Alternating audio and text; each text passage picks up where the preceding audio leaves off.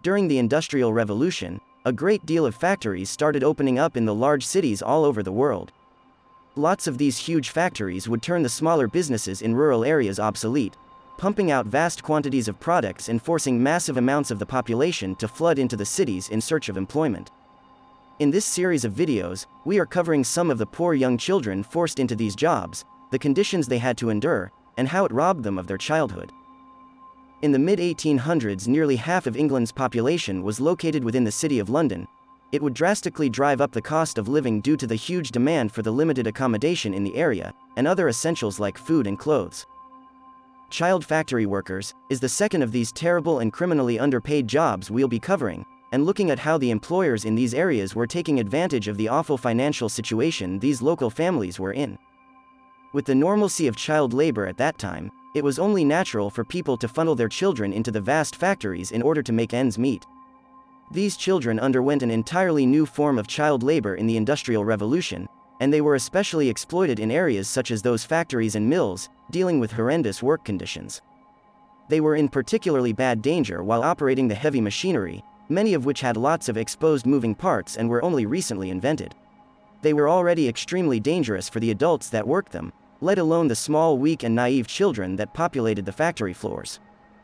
Estimates show that in the early 1800s, over 50% of the workers in some factories were under the age of 14, and they often had little to no education as a result, putting the impressionable children into an environment that most did not yet have the mental faculties to function in.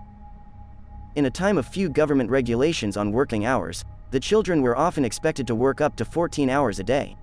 Regularly surrounded by the deadly machines and toxic chemicals, they would fall victim to numerous adverse health conditions, leaving their small bodies with lifelong scars and disabilities.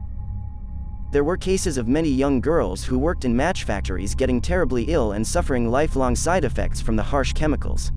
It would often cause them to lose their teeth and form a toxic infection in their gums and jawbones called phossy jaw, resulting in a number of the children having to undergo an operation to remove the dead tissue, and sometimes even removing sections or majority of their jaws.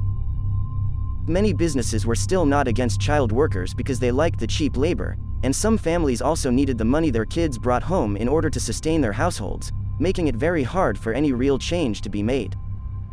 Child labor always had very minor regulations placed on it, and not until 1938, when the Fair Labor Standards Act was passed, would some more definitive regulations be enforced.